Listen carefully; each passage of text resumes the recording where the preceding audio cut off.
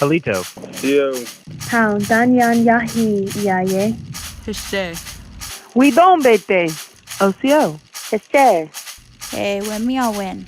See you. Steel Nagado, Holly Dawado. Hello, everybody. My name is Codey Poindexter. I live in Westville, Oklahoma, and I am a senior here at NSU, and my major is in graphic design. And I'd like to welcome our esteemed guest that we invited here to be with us to discuss the topic of what is Native art. Kenny Glass, Candessa Tehee, Dr. Candessa Tehee, Keli Gonzales. Just have a great discussion of what is Native art. So I guess I'll turn it over to Kenny if he wants to introduce himself. Sionigad, Kenny Glass, Dawado, Jita La Kale Winda, Agigahas, Igod Ganahid, Awatessa, Asen, Dalik, Genève. I'm Kenny. I live in Tahlequah, and I do textiles and sewing, and I'm thankful to be here. Sionigad, Kayla Dawado. My name is Keli Gonzales, and I'm a Cherokee artist from Tahlequah, Oklahoma. So, Galialicha, Awoha, Galialicha, Nask, and NSU School, eh? Candessa Tehee Dawado, Yoneg, Iadihi, Dawado Jalek, NSU Dagilostane, Ostelisk, Dida Yohusk, Jalek Awani Hist, Jalek Jundalena, Didetloquas. So in English, my name's Candessa Tehee. In Cherokee, they call me Ia Tehee, and Ia means pumpkin in Cherokee. That's how a lot of people knew me when I was growing up. I'm an assistant professor in Cherokee language and Cherokee cultural studies at NSU. Well, again, my name is Candessa, but I grew up, everybody called me Pumpkin. And even my students will call me like Dr. Ia or just Ia, because that means pumpkin in Cherokee. I grew up, my grandfather and grandmother, they were weavers. And my grandmother, she died before I was born. And this is on my dad's side. But my grandpa, I used to go to school at Briggs, and Dorothy Drefwater Ice was my bus driver. But they would, the bus would drop me off at his weaving shop. And I remember running around the weaving shop and while he wove. And I remember people coming and buying things from him. You know, he, my parents split up when I was young, but as I grew up, I always carried that with me. It was something that I knew that I had in my family, working with textiles, creating things. And so I started like crocheting and knitting, and I'm not much of a seamstress, but when I got into college, everybody was wearing finger woven belts, but they were all really old. They had all been created by a woman named Maddie Drum, and Maddie, she had passed away. I think I was in high school when she passed away, and nobody knew how to do that anymore. And so I bought a little book, and I just followed the instructions and kind of taught myself from that book. And that was in 2000. So I've been weaving now, finger weaving, for 20 years. I started warp face weaving, really just to make stomp dance belts. And then it's expanded from there into bags, earrings, bracelets. I still do belts, of course. And I've started also incorporating syllabary into my finger weaving, which, to my knowledge, I don't know anybody else who's done that before or who's doing it now. And then I also collaborate and work with other textile artists, specifically one of the other guests on the podcast, Kenny. But finger weaving's all done by hand, and it's been done prior to contact. So I really feel like when I'm weaving that I'm in touch with those ones who came before me, because this is something Cherokee women have been doing, creating this kind of artwork, because it was artwork back then, even if it was still stuff you used, even if it was utilitarian, for thousands of years. Great. That's a great intro to what your artwork is, and really inspiring. So, Kenny or Kelly, whoever wants to go next, give a brief description of your artwork. So I do flat art. I've always drawn and done creative things, but when I got into college and being one of the only Native students in my classes, people would always ask me about being Native, and I didn't really know anything. Like, I wasn't connected to culture then, and still trying to figure out what that was. And I didn't want to be pegged as a Native artist, because to me that meant drawing, horses and these women with long hair and like Dreamcatcher, these things, like, it was kind of old. And then I saw Roy Boney's work and Joseph Erb's work and Daniel Horsechief's work, and I was like, it doesn't have to look a certain way, and I can be proud of culture and share it in my own way. And I think that art has helped me connect and feel more Cherokee too, and just kind of be more proud of where I come from and who I am.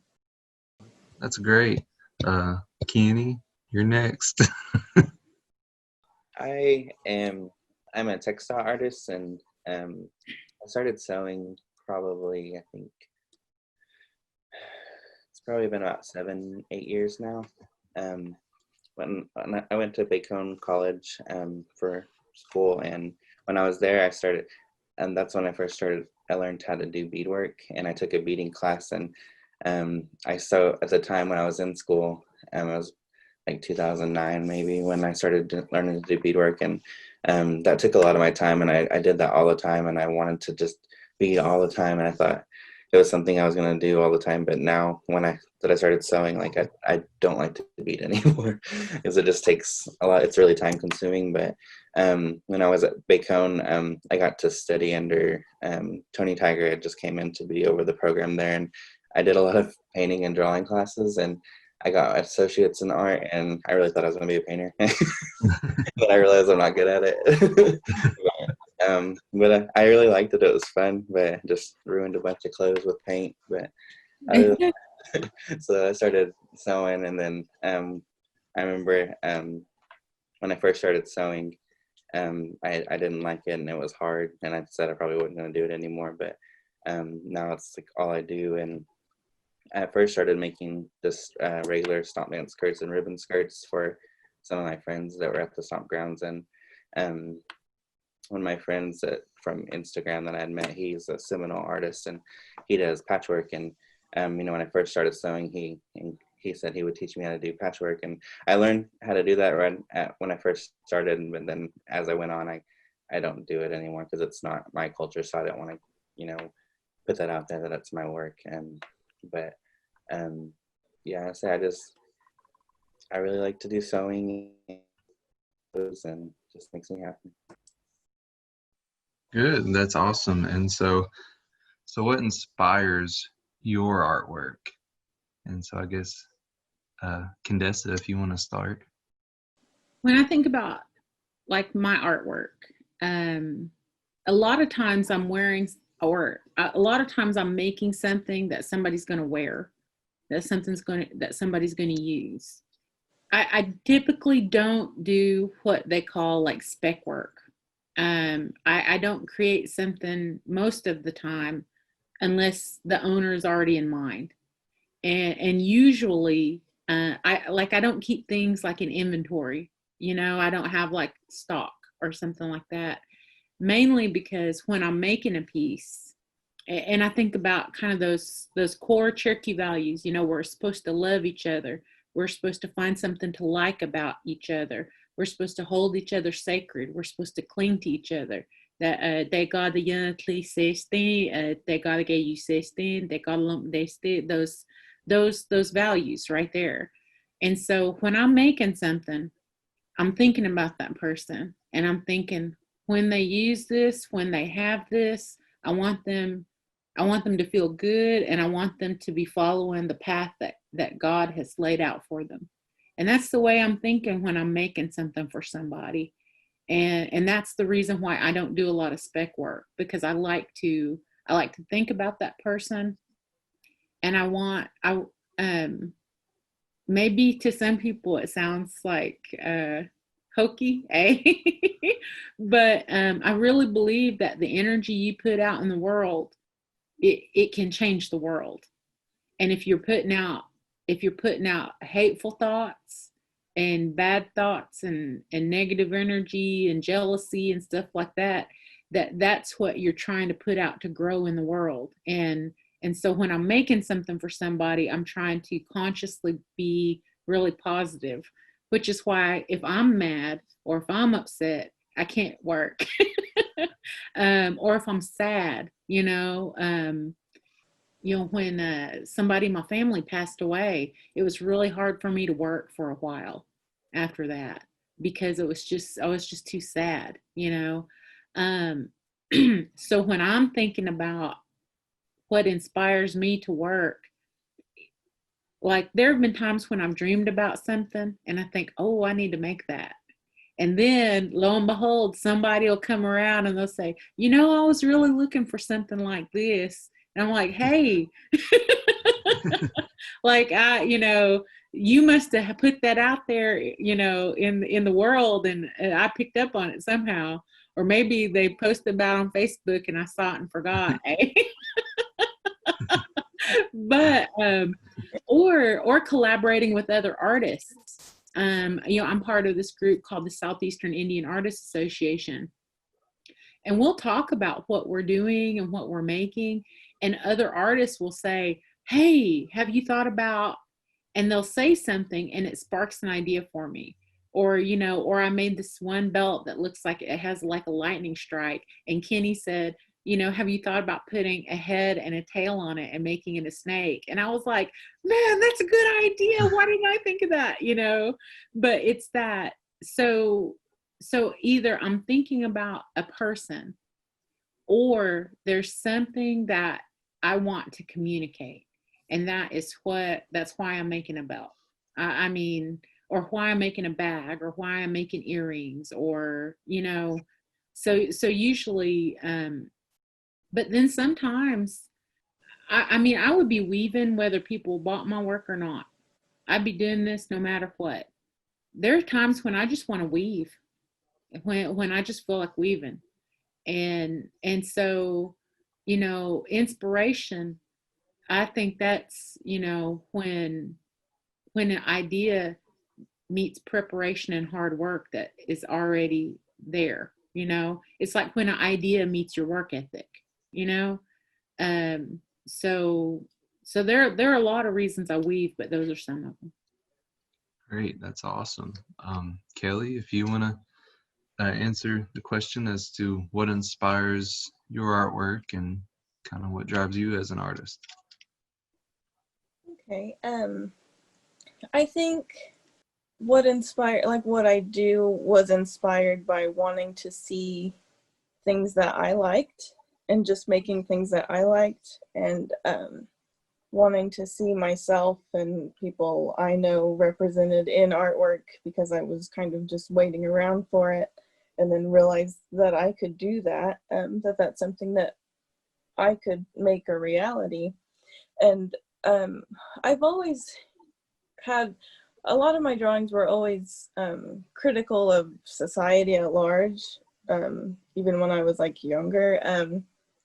Like Candessa said, like, it's hard to work when you're angry, but a lot of my work is a reaction to something that I saw that maybe I disagreed with, or maybe it made me feel like helpless, or I have, like, maybe it's a situation that's bigger than I am, but I want to put something out there that's positive, a positive reaction to, like, what I can do instead of being angry. and maybe help other people with their issue with that same the same thing.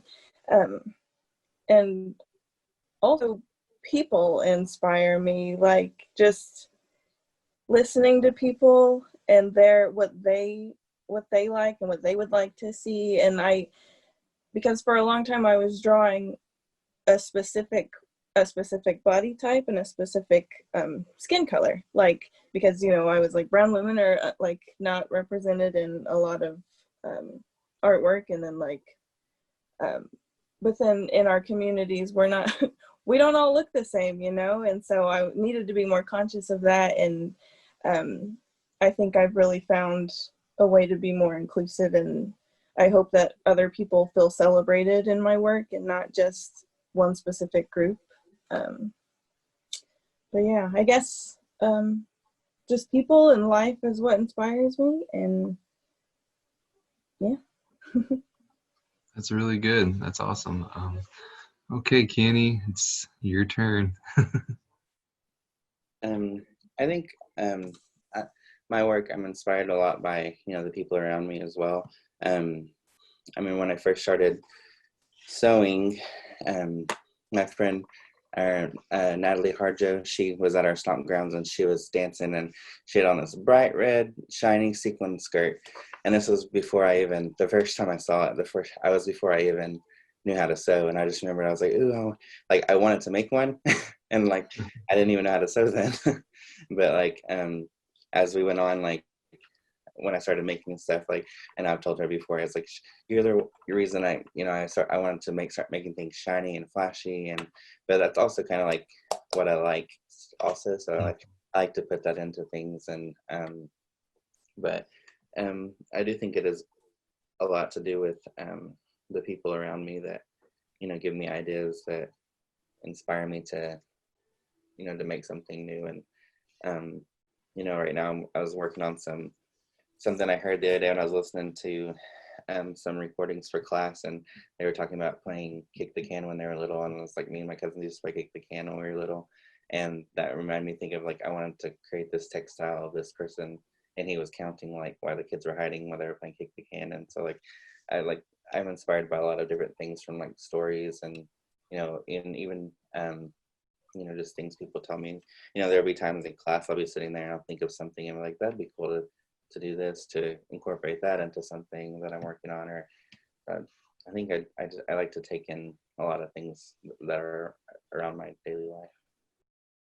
And that's awesome. And this question, I think, is really, really important to ask artists, what inspires your artwork, because I personally love hearing from other artists about what drives them and what inspires them to create the things that they do, because your artwork is essentially an extension of who you are. And so that's why I really like listening to other artists and their stories, because to me it's really inspiring. I guess we'll get into the main question and the main meat of what this podcast essentially is. And it's the question that I hope you guys maybe had some time to think about after a conversation yesterday. It's the broad question of what defines Native art. And to me, I really wanted to ask this question to some artists who were experienced with their work, because after what I experienced with the one art market that I did, it was very almost in like a cultural shock kind of way. I couldn't really describe how I felt, because it was like, well, I'm around some of these artists. Some of them are making Native art and they're not really Native, but I didn't want to say anything bad because they were really good to me there. And I was like, well, and their artwork's kind of really nice too, but it wasn't, I don't know, it wasn't what I called Native made, or if that makes sense. I mean, it was Native subject matter, but I wanted to really get other experienced artists' viewpoints on it and get their take on it and what their thoughts were on what defines Native art. And so you three were the first thing that came to my mind when that question came up. And so I guess I want to ask each one of you, what is your take on what defines Native art? And so I guess I'll start with Candessa. Man, really, I think that question, what defines Native art, is, I think in some ways it's a tough question, because we can always find that exception that proves the rule, and I don't want to really offend any of the friends who I have who are artists, who, I it takes a lot to put your work out in the world. Because in some ways, I kind of joked around. I said, it feels really intimate to me, at least, to put your work out there for other people to look at, for them to have opinions about, and I don't mind technical critique. I really don't mind technical critique, saying like, these colors, I think, don't really work that well together. To me, like a technical critique, or I see that you kind of missed a bead placement here or something like that. Like technical critique, I can handle that. But when someone starts kind of doing like value judgments on my work, I think that's when things start getting problematic. So I'm going to try and be really careful. But for me, when I'm thinking about what is Native art, I think that there has to be a sincerity and a level of genuineness in the approach from the artist. So whether you're looking at a Cherokee person who is doing sculpture, or who is painting, or who is doing textiles, or whatever medium they're working in, that they are bringing an element of sincerity to that work. And Kenny mentioned that he was given permission to do patchwork, but he felt like that was a Seminole tradition, and he wanted to be kind of working in something that's closer to his own tribal traditions, of being Cherokee and Wyandotte. So I have a lot of respect for that. I have a tremendous amount of respect for that. So when Cherokees are adopting the art forms and artistic traditions of other tribal nations, I kind of have some questions about whether or not that is really sincere, or kind of the best application of their technical skill and knowledge. But I don't want to paint with a broad brushstroke and say that, Cherokees can only do European art traditions or our own art traditions, because I don't want to put us in, I don't want to put any of us in kind of a little box. But I do think that there has to be some element that makes the artwork deeper and say more than just what's there on the surface, because there's a lot of that out in the world, and anybody can do that. Yeah, I definitely get what you mean, because it's like what you mentioned yesterday. I really thought about it, about making something super detailed, copying it down on paper, and then you can just take a picture of it with your phone and have the same exact thing, and like that's not really that impressive anymore.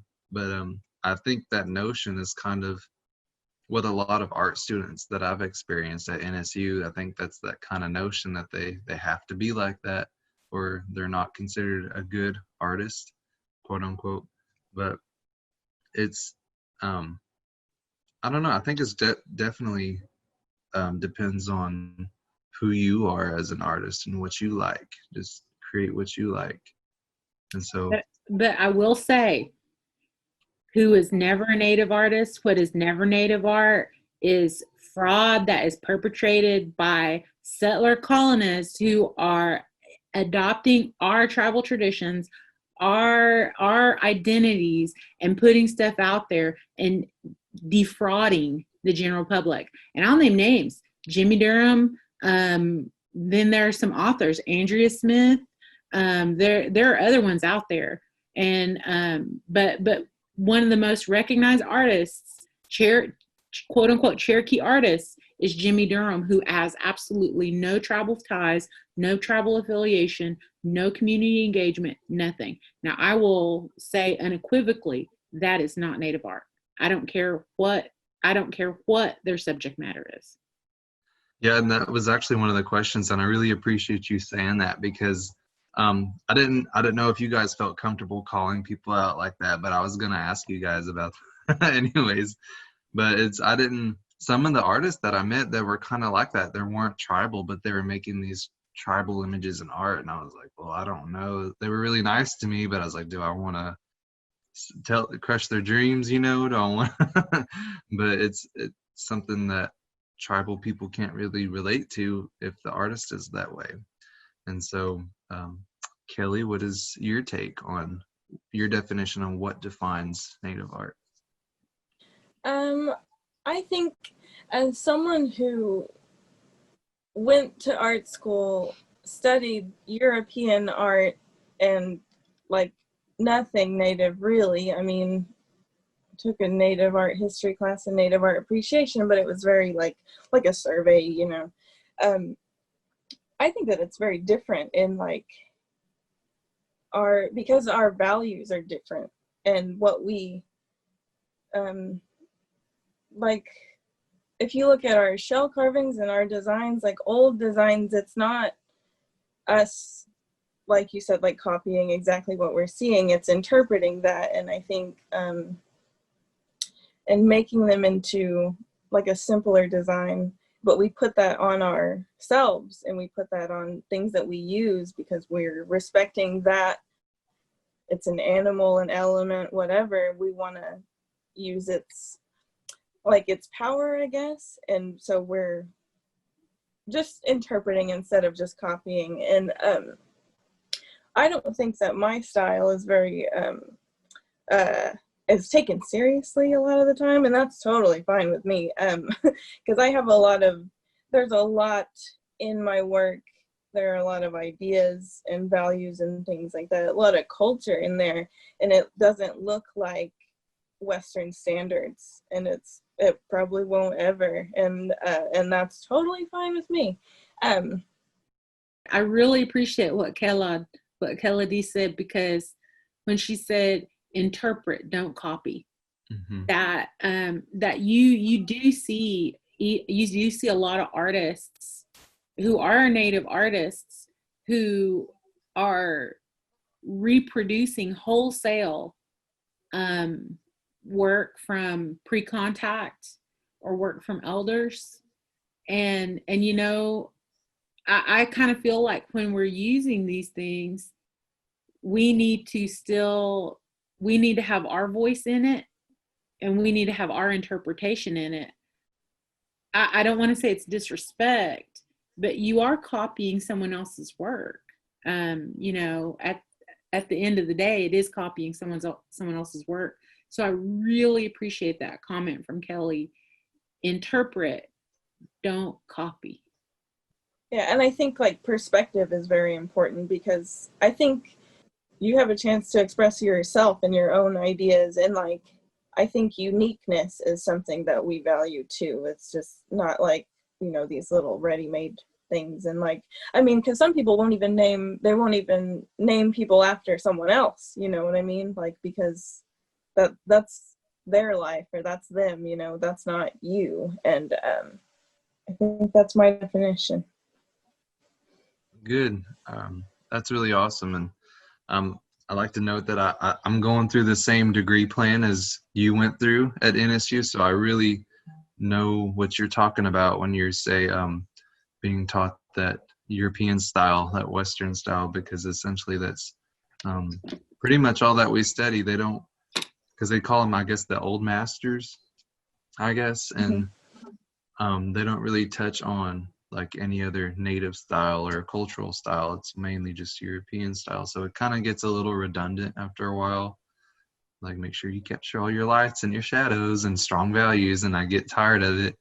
But yeah, I really relate to you and what you said there.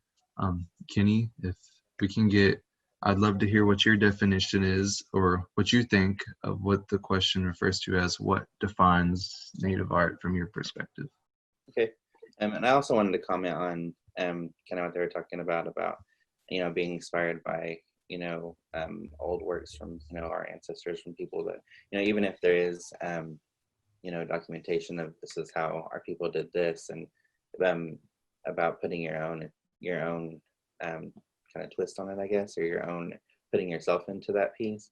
And like Kelly was saying, how she didn't think her art was taken seriously, but I disagree. But I think that her artwork is very, very unique to her style, and also like it includes things from our history, but also it has herself in it. But there's going to be another generation that comes after us that are going to view our culture, that are going to express themselves in our culture in a completely different way than we will, because we use what we often use what we know to create things, and so like it might look completely different down the line in the next generation. But I think also like Native art, it can also include things from not just things you'd see in a museum, going like pictures and textiles, 3D art and stuff, but also things like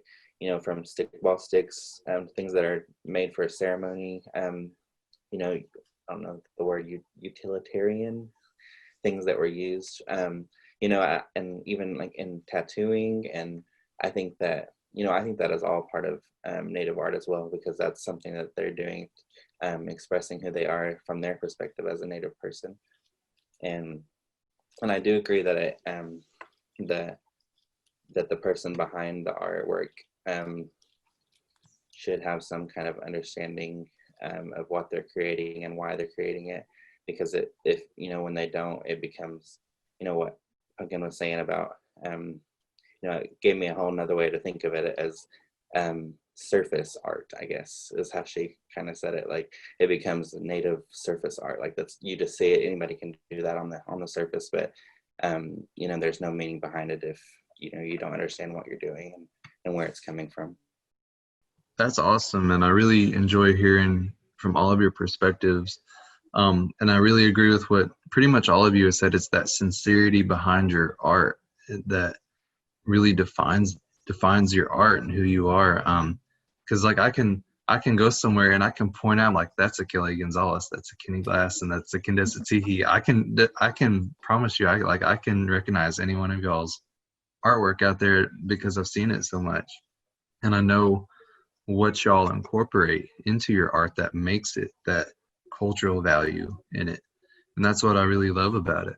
And the next question I have for you guys is, can Native art be an influence in our communities and culture? And if so, how? And so I guess I'll go back to Candessa over here.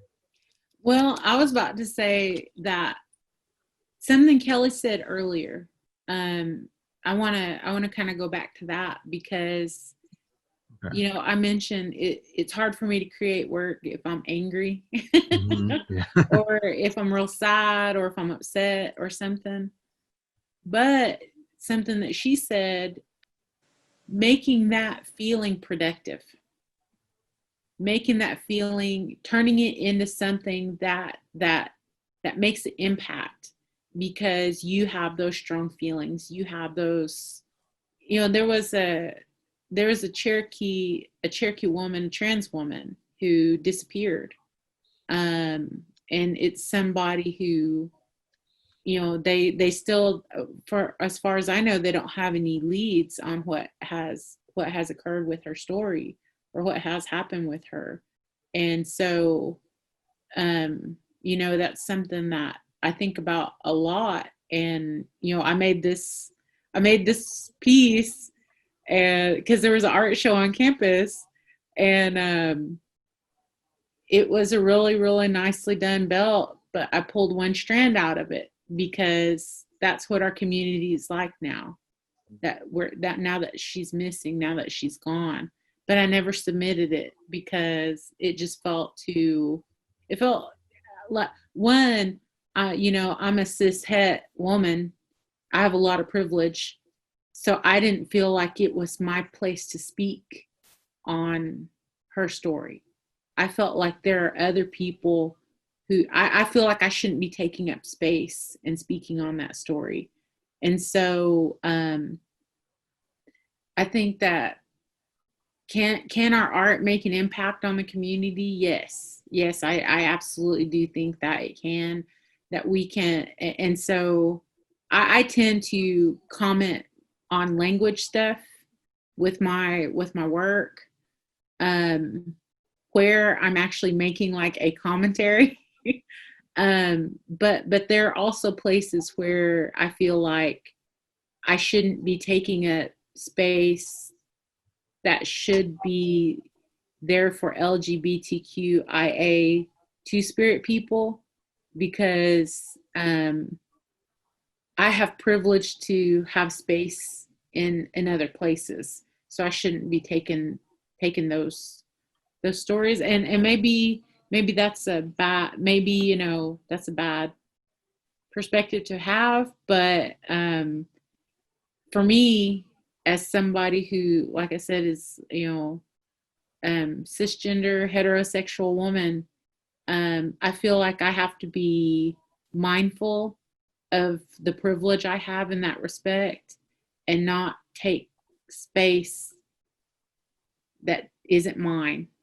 Yeah, and I get what you mean there, because when I made my MMIW piece and I took it out to Shawnee with me, I got a lot of questions about it, and I was like, well, I made this piece because I know I'm not a woman, so I can't relate to what that experience is like and what they go through. I said the reason I created it was because a lot of the women in my family have experienced a lot of domestic abuse, and so that's why I kind of created that. And they really look at that MMIW as like a symbol of that hope and that restoration and those values. And so it's kind of like my support for that, and that's kind of why I create some of those works. Even though I can't personally relate to them, I can definitely do my best on my part to support them. So that's kind of what I try to do. And I do explain that a lot to people who ask me questions and ask me things about my art. So, Kelly, if you want to jump in. And then the question was, can Native art be an influence in our communities and culture? If so, how? I think so, definitely. Like what I was saying earlier about just wanting to be represented in art, and like I'm a big fan of things in pop culture and kind of more like graphic style art, and so that's the kind of stuff that I make. And I did a piece for that MMIW show it's an image of three women, three Cherokee women, and they're all very different, but they all have weapons. And it was entitled "Don't Touch Us," because I'm kind of tired of the sad images for MMIW. Like I wanted something aggressive. Like I wanted something that was like, we're gonna fight for each other and we're gonna protect each other, and that's what we need to be doing. And so it's got a red background, to draw the attention to it, but I wanted something that was very pretty feisty, and to make that statement. And I also recently did I did a design.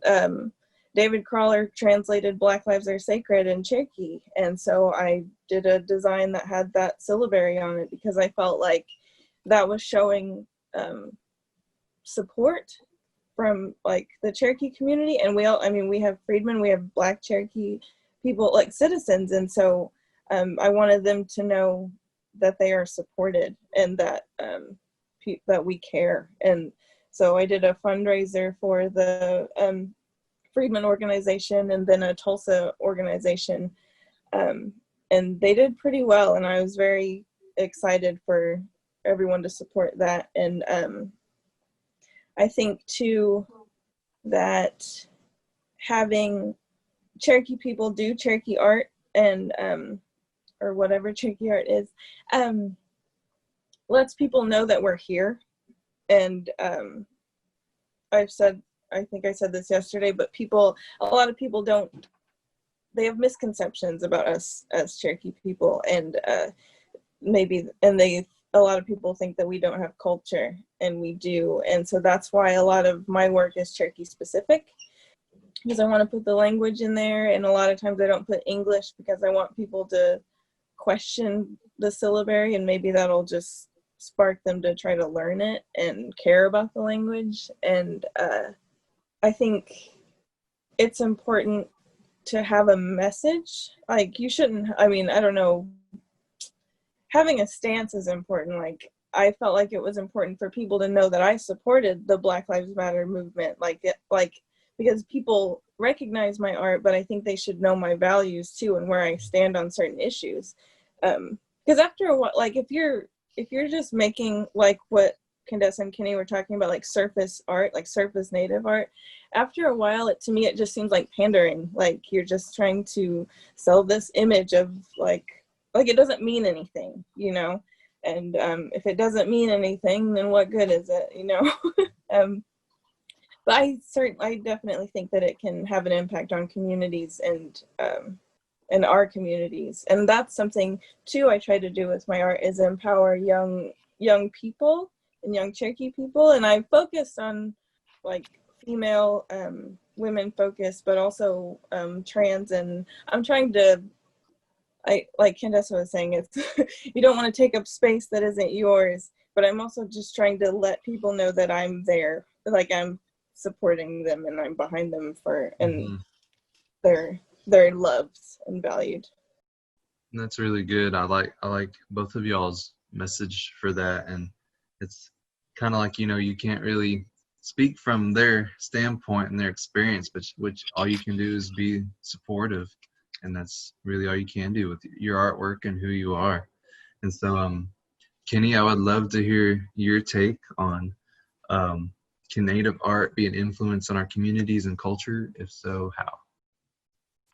Yeah, I definitely think it not only can, but I think it does, whether you want it to or not.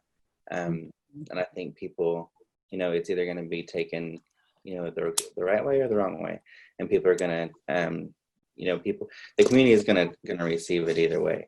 And you know, I wanted to, you know, comment on what they both said about, you know, taking up space, but you know, I've never felt that way about your art.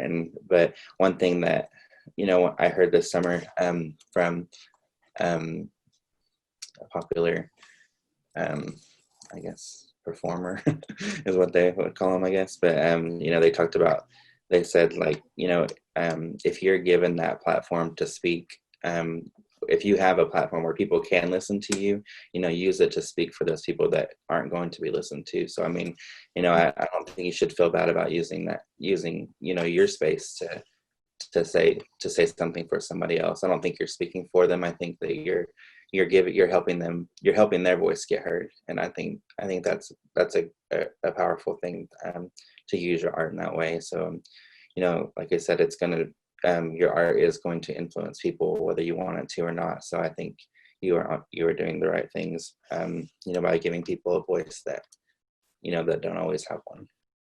And you know, to come back to, because you know, with what Kelly and Kenny have both said, one of the main things it seems like we're all talking about is being thoughtful, and being thoughtful and coming to things with a good heart.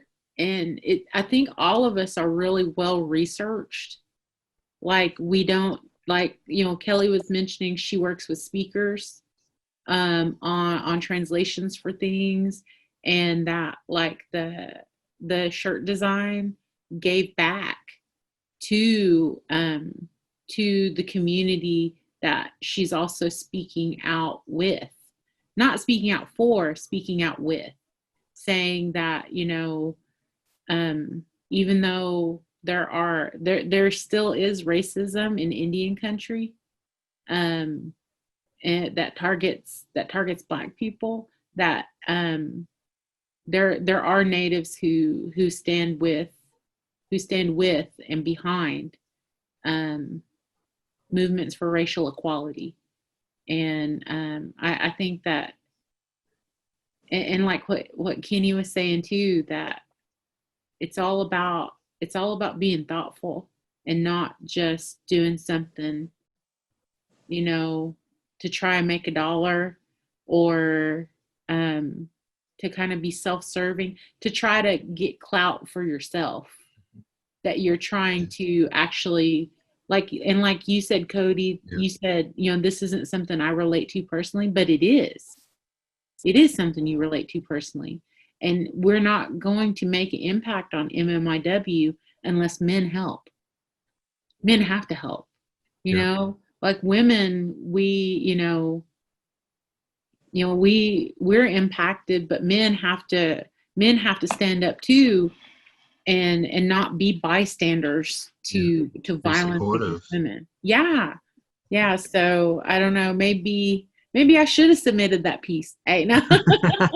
But I really appreciate hearing from you guys, because it made me rethink that. I appreciate it a lot. Art touches everything. To me, art touches everything, because I had a piece that I made, and it there's a story about Dear Woman, right, out in the communities, where she's a woman, but she's got deer hooves, so you don't know she's Dear Woman until you see her hooves, and she's supposed to be like real pretty and stuff.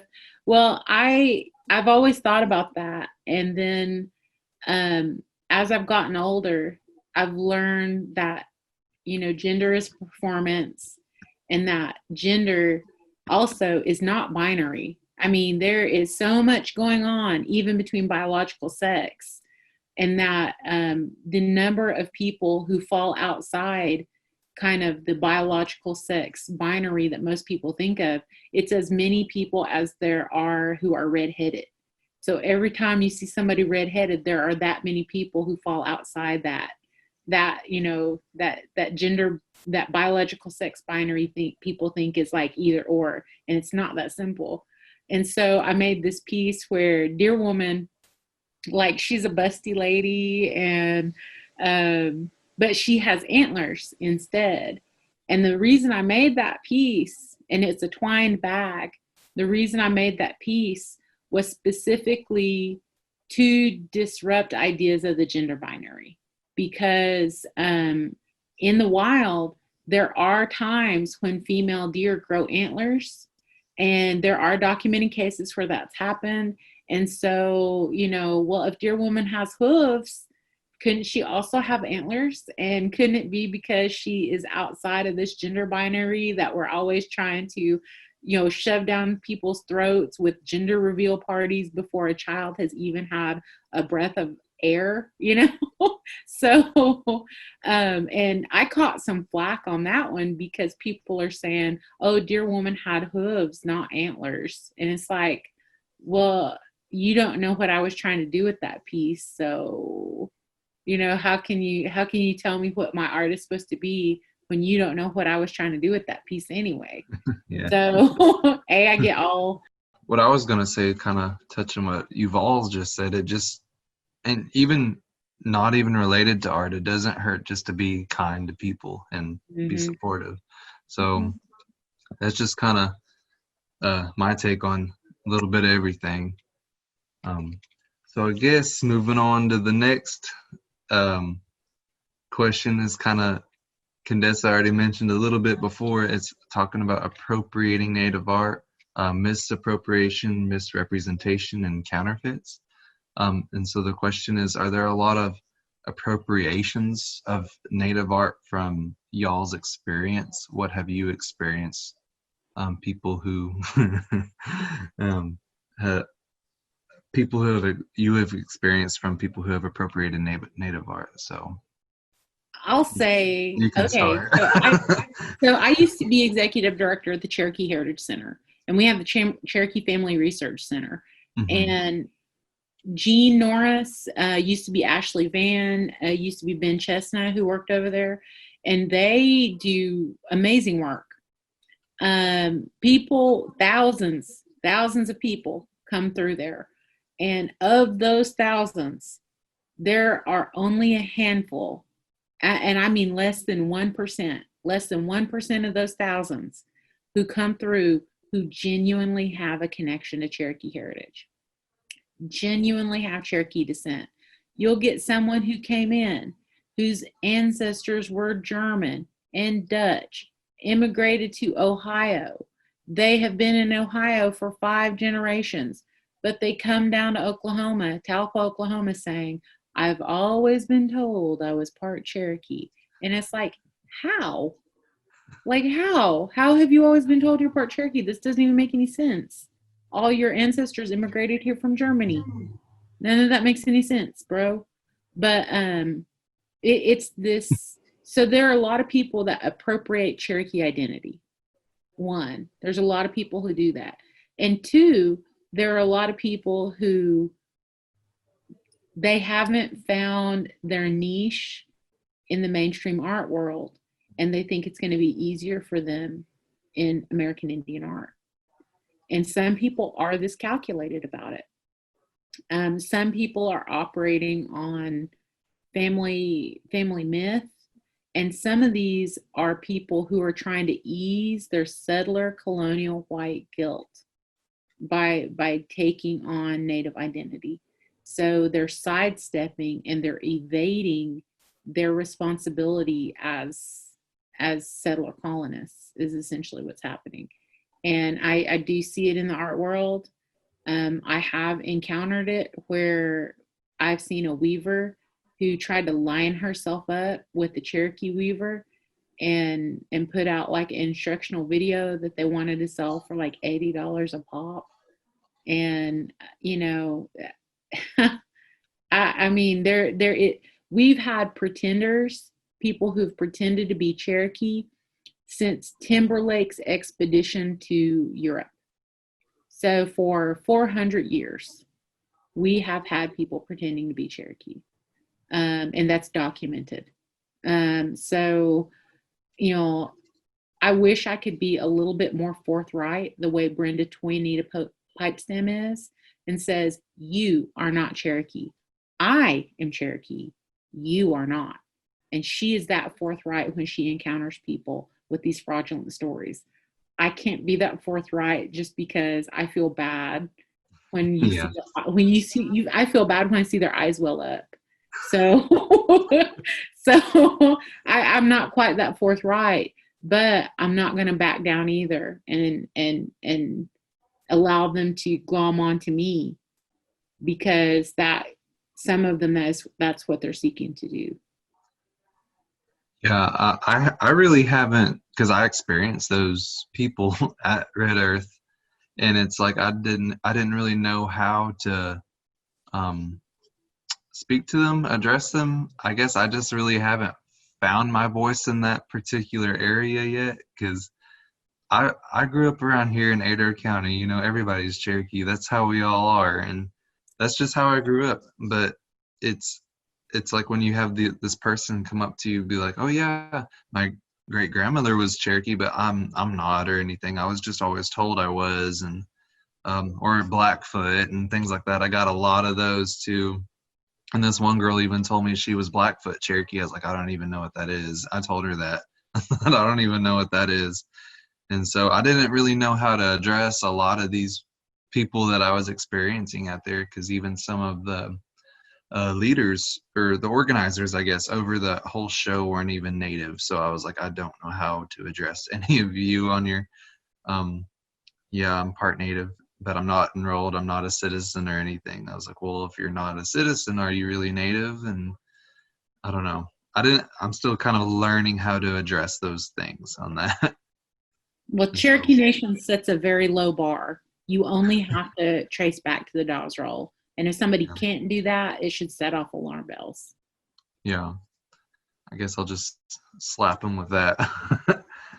Keli, what is your take on, are there a lot of appropriations of Native art from your experience? What have you experienced with that? I don't know that I have yet. I've had experiences like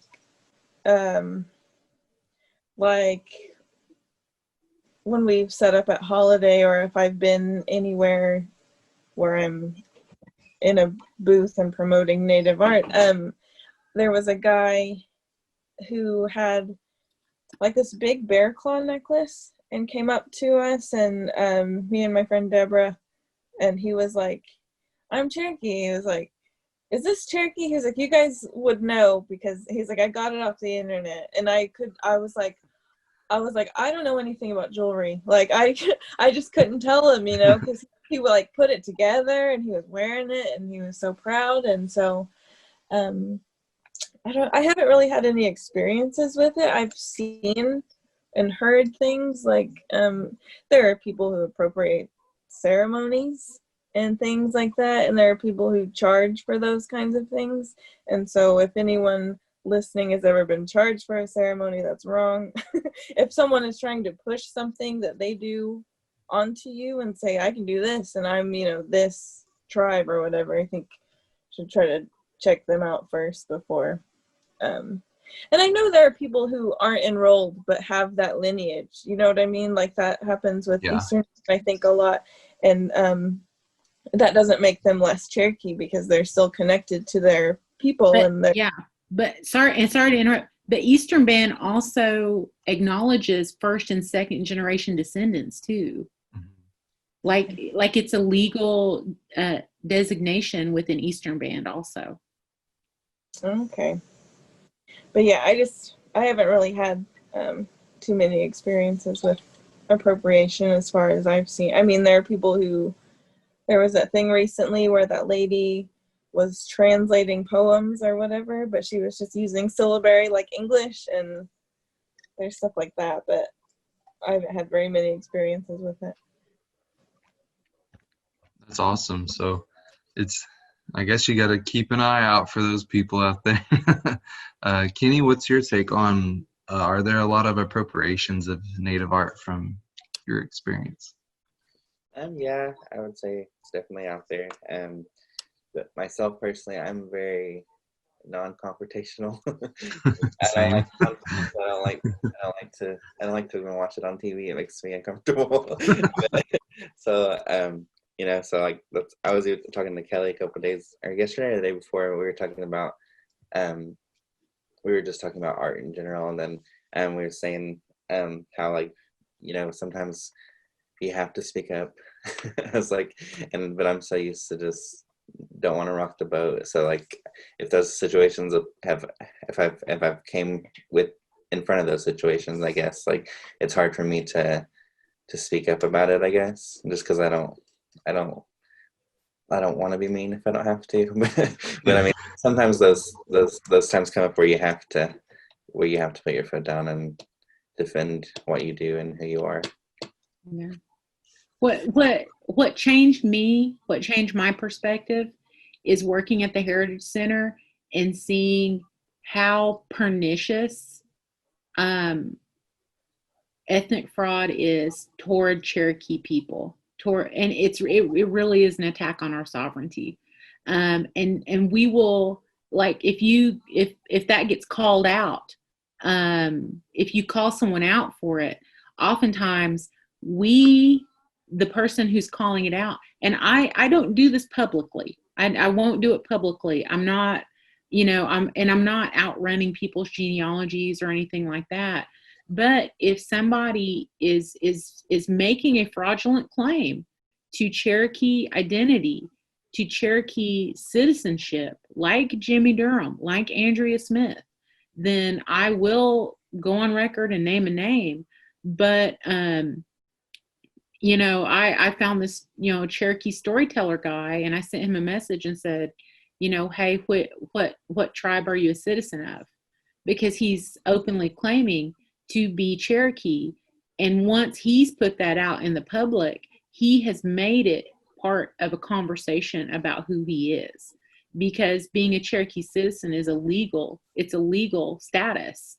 And he said that he didn't have citizenship. And so my response is, well, maybe you should quit calling yourself Cherokee. And I don't particularly enjoy these things. But on the other hand, they think it's harmless.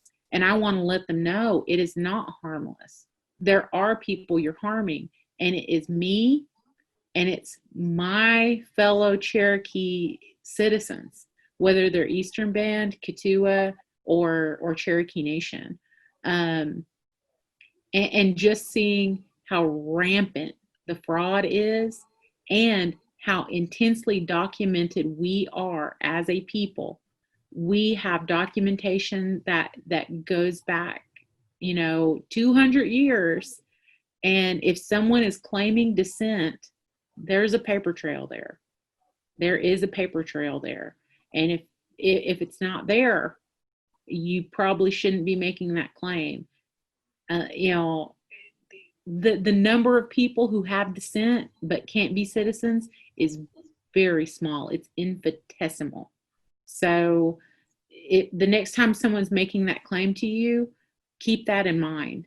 Think about that. I'm not saying you have to confront them, but keep in mind that it's probably a settler colonist descendant trying to assuage their white guilt. Yeah, I definitely agree with what you all said, and I think it's a really great point. And I understand where you're coming from, Kenny, because I'm not a confrontational person either.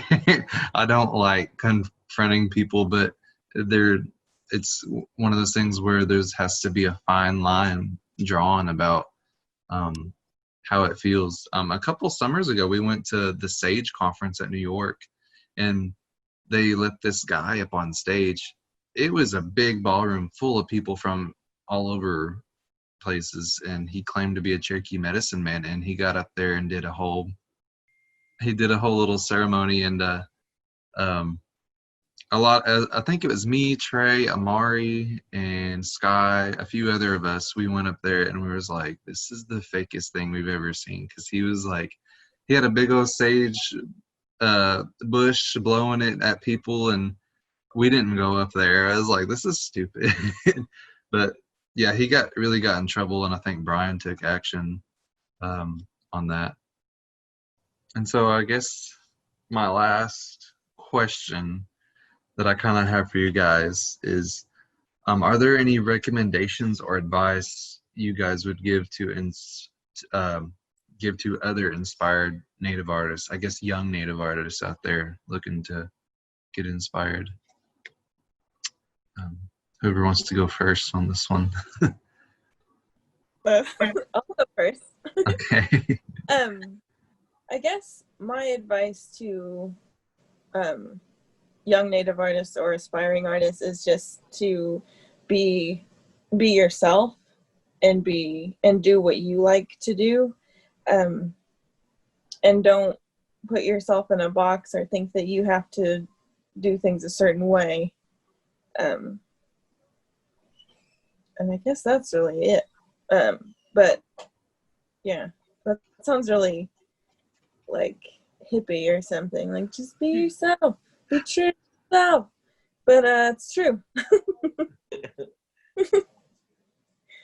I 100% agree with Kelly, is that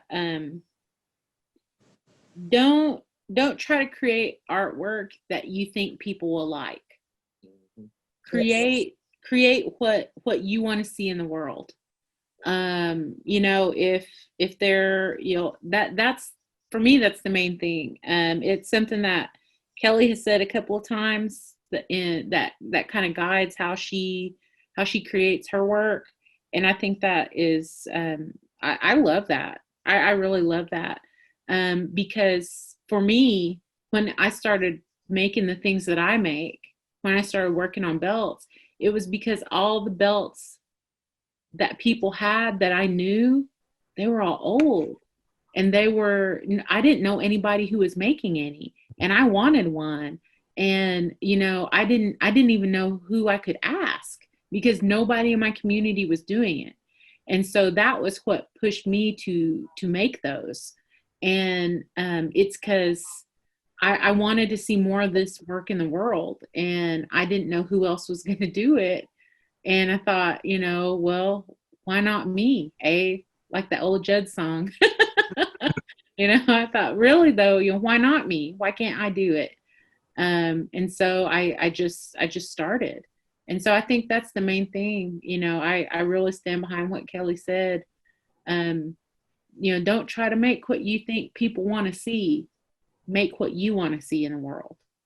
And don't be afraid to reach out to other artists, and because artists are really wonderfully supportive of each other.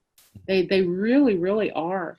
And I know that when I see finger weavers who are kind of stepping up and starting to create work, I get super excited because I'm so happy that there's somebody else doing this. And so yeah, so I echo what Keli said. All right, Kenny. No, yeah, I think that's important to just be genuine with what you do and stand by your work. And I'll say I'm not a big commission taker from people, because my favorite times when I get to make something is when I get to pick out what I'm making and I choose everything about it and what goes into it. And something I would tell people, you don't have to do what someone else wants you to do. Like, you can always do what inspires you yourself. Yeah, and that's awesome advice from all three of y'all. This guy that I met at Red Earth, he's native. He was like San Felipe, Pueblo, and something else. They made a lot of jewelry, and his daughter was the other emerging artist. And I was talking to him for a long time, actually, because I was like, I've never done an art market before, so I don't know what I'm doing. I didn't bring any easels. I just set my stuff up in the floor, but he told me, he said, don't make what you like, make what other people like, because that's what sells. And that statement kind of really didn't settle right with me, because I was like, if I'm just stuck making what other people like all the time, then I'm just kind of going to be unhappy with what I'm doing. I mean, don't get me wrong, I love making art for people. I do, but it's when he said that, I was like, well, that's not really why I want to do what I do, that's not really, like, if I just sit around and make Cherokee syllabary and art and stuff that I do, and it's not, I'm going to be honest, it's probably not going to sell at Arizona or wherever, where I go, because those people aren't Cherokee. They don't know what it is. But that I just like to make what I like. And what he said didn't really settle with me in that, because I know his family, I don't know how their culture is. I guess those people, if they make jewelry, they teach their grandkids and their grandkids, and they go around all these art markets for a living. And he just always says, make what other people like, because that's what sells. And I don't know, that didn't really settle with me. So I agree with what all three of you said, but I really appreciate you guys taking the time to do this and giving your advice. And I guess something, like what you were saying, where he said, make something that sells. I think that's another difference between native art and European art is, like, school, they teach you like how to present your art and how to frame it and have it all ready, and like the technique needs to be good because that's what people respect and that's what they want to buy. But I think that it's also good to have something that people relate to and that is accessible to them, because recently, like, all of my prints and stuff are usually like less than $30. It's like $30 or less, because I know people, like students, like not everybody has hundreds of dollars to buy all this art, but like you still want to have it, you still want to represent or like support people. And I've always tried to make everything accessible for everybody, and like going digital and making prints, it's way easier to do that. And like with little things like stickers and t-shirts, and like that's like wearable art and it's affordable. And I think that like making money shouldn't be your goal. I think expressing yourself and relating to people is really, really important. Yeah, and that's really important. And I was actually going to ask some questions to you maybe like afterwards about that too, because I don't know how to price my stuff. I'm kind of like learning as I go. I've never made prints before, and I got like 150 prints, and it was like over $100, and I was like, dang, I spent a lot. But people don't understand. And what I was gonna maybe ask you is, like, they didn't really teach us in the fine arts department like how to sell your artwork or how to price it or what your self-worth is. They didn't really teach us that in school. And so it's kind of like, you're okay, it looks good, but can you go make I guess a living off of doing that? They didn't really teach us that in school. So you're kind of learning as you go with experience. So it's definitely a learning curve. One of the things that I learned a lot from Roy Boney. And Roy Boney, he got his BFA and his MFA. And one of the things that he told me is, if you don't value your work, no one else will. And so I 100% agree with having some things that are at lower price points, so that way you can give people access to your work, because people, not everyone can afford an original, right? Yeah. But when but I know that Kelly's prints and her stickers and her t-shirts are at a affordable price point for a lot of people, but her originals are at a different price point. Yeah. And that's one of the things. And my originals are at a different price point, and Kenny's originals are at a different price point. And that's because I think it harkens back to what one of Roy's first pieces of advice to me when I was kind of branching out and starting to become more serious about my artwork was that if you don't value your work, no one else is going to value it. And that collectors, they don't want to buy bargain basement type stuff, So when it comes to your originals, you really have to, you have to value it. And pricing your work is one of the hardest things. That is one of the hardest things that has happened that I've had to work with as an artist personally, is pricing my own work. Because if I time out how much time is into a piece and then multiply it by what I want per hour, it's going to be out of reach for most community people. And so I have to balance between trying to be accessible to community people, but also not undercutting the amount of work that I have into a piece. And so that's always a balancing act.